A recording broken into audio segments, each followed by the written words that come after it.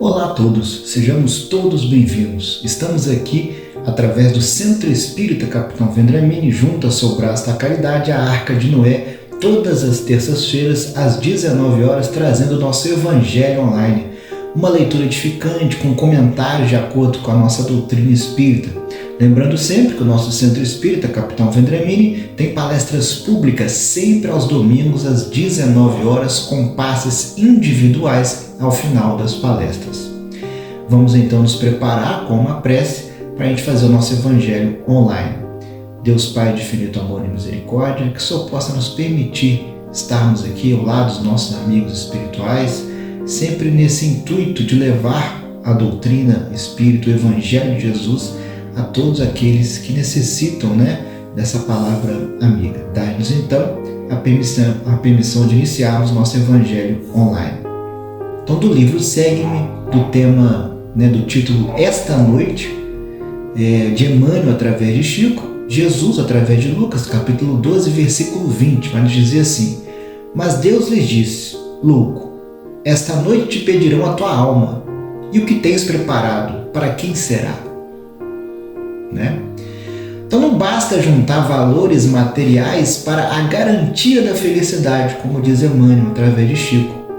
Então a supercultura consegue atualmente na Terra efeitos prodigiosos em todos os ramos da natureza física, desde ali do controle das forças atômicas a realizações da astronáutica.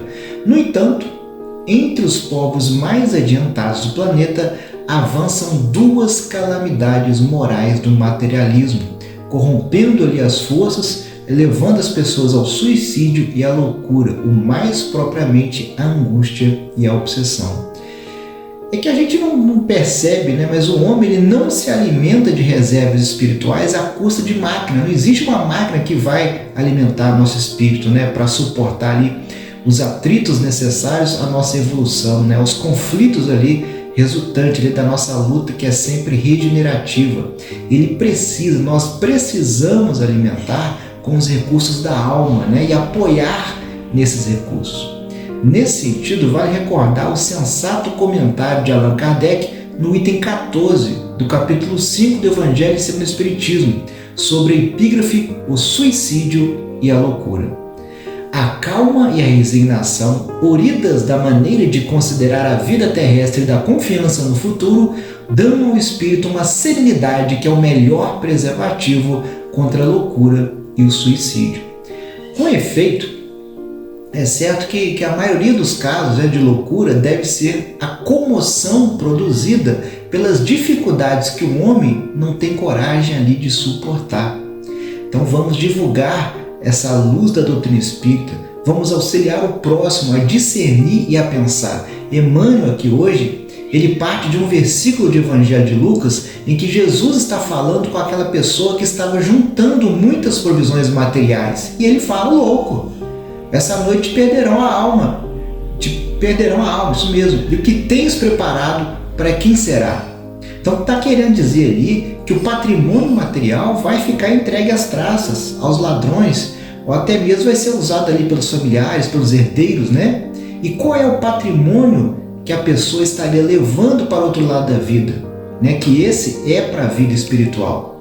Ele vem chamar, Emmanuel, a nossa atenção de que não basta a gente juntar valores materiais para a garantia da felicidade, essa felicidade que não gasta. A gente precisa mesmo de valores do espírito. E vem chamar nossa atenção de dois assuntos que dão maior importância na doutrina espírita.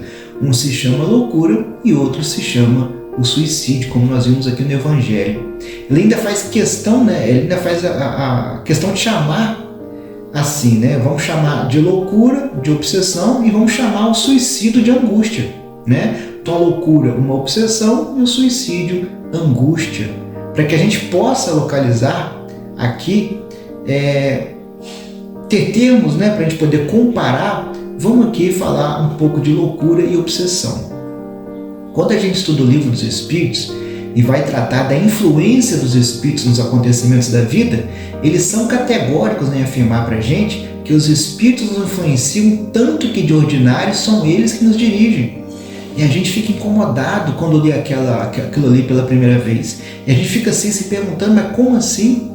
eles ficam o tempo todo jogando ideias, se comunicando mente a mente. A gente não escuta a voz, a gente não vê o Espírito, né, ao nosso lado, mas a gente vai recebendo as ideias e a gente não sabe realmente discernir quais são aquelas ideias que são nossas, né, pelo impulso próprio nosso, e quais são aquelas ideias que estão vindo deles.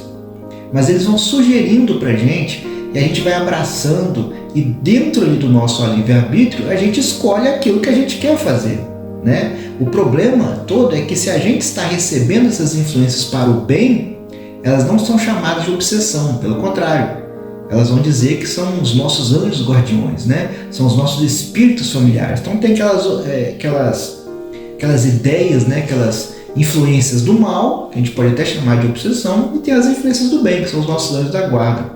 Agora, quando é qualquer coisa ali que é contrária ao Evangelho de Jesus, que vai trazer consequências, que vai trazer provas para o futuro, aí a gente pode até chamar de obsessão. Então o que acontece? O espírito que está aqui ao nosso lado, ele joga a ideia, e eu abraço essa ideia. Então eu me torno responsável a partir de agora, porque a ideia era dele. E eu abracei essa ideia, né? Eu alimentei essa ideia. E o que eu vou estar transformando essa ideia em palavra, em atitude, em alguma coisa que eu faço com as mãos, né? Coisa material. Então a obsessão é um estudo muito interessante, porque ao invés de a gente, como outras denominações religiosas fazem, né, de colocar a culpa exclusivamente numa terceira pessoa e normalmente chamar essa terceira pessoa de diabo, de demônio, de Satanás, esses nomes que tem por aí, né? O inimigo, a gente vai falar assim: o problema está em mim mesmo. Eles só vão estimular aquilo que eu ainda tenho contrário ao Evangelho, de maneira que cabe a mim, diariamente, identificar ali aquilo que está ao contrário do Evangelho. Né? E vai fazendo ali igual ao jardineiro, que vai podando, né? Se a gente não conseguir acabar de uma vez por todas, que a gente vá diminuindo aos poucos, até que chegue o dia que a gente quase não tenha, ou não tenha mais, em definitivo, nenhum traço negativo, nenhuma coisa ruim dentro de nós. A gente sabe que aqui na Terra isso é muito difícil, né, de acontecer de uma hora para outra, de tirar, né, de exterminar a parte ruim dentro de nós de uma hora para outra. Mas pelo menos que a gente vai melhorando pouco a pouco aqui na Terra. Então essa é a maneira da gente lidar com a obsessão ou com a loucura que vem falando aqui pra gente, né, através do Evangelho segundo o Espiritismo. Falando agora um pouco do suicídio, o suicídio a gente trata como uma coisa gravíssima, né? A gente até convida os amigos que estiverem interessados, né, a procurar aqui no nosso canal do YouTube palestras, assuntos que tratam sobre o suicídio, ou também de marcar um atendimento fraterno na nossa casa, que sempre acontece aos domingos de 18 até as 19 horas, sempre antes ali das palestras públicas. O suicídio vai trazer o maior sofrimento que o espírito pode experimentar em toda a sua história, em toda a sua trajetória espiritual. Nós estamos falando do plano espiritual, né? Quando a gente desencarna. Então a pessoa suicidou. Ao desencarnar, ele vai para o plano espiritual e lá vai vivenciar um sofrimento gigantesco por ter tirado a própria vida. Chico Xavier, em um dos vídeos dele, ele fala assim: eu vi pessoas que se envenenaram e que renasceram de berço, já com um monte de problema digestivo. Eu vi pessoas que se enforcaram e renasceram paraplégica, tetraplégica, de acordo com a lesão que promoveram na coluna vertebral. Eu vi pessoas que se afogaram e renasceram com problemas graves respiratórios. Então vai estar sempre ali trazendo marcas no corpo até que a gente consiga recuperar e reparar o mal que a gente fez com a gente mesmo. E a mesma coisa acontece com o suicídio, né? Essa é a ideia. Então, voltando aqui ao estudo, Emmanuel, ele fala pra gente: vamos fazer um paralelo. As pessoas ficam preocupadas com dinheiro, com patrimônio, mas o que a gente está tendo de provisão de reserva espiritual para se precaver dos casos obsessivos e de se precaver quanto à ideia do suicídio, quanto à ideia da obsessão. Então fica essa reflexão pra gente, né? A gente tem que fazer as nossas reservas materiais, mas enquanto é um alimento espiritual, como a gente está se alimentando? Como a gente está se precavendo com essa obsessão ou até mesmo com essas ideias do suicídio. Que a gente possa refletir sobre isso, que é o principal ponto aqui que Emmanuel nos traz na noite de hoje. Agradecemos a você que esteve aqui conosco, no nosso canal do YouTube, nos assistindo ao vivo, como também aqueles que nos assistiram posteriormente. Tenhamos uma ótima semana. Paz em Cristo.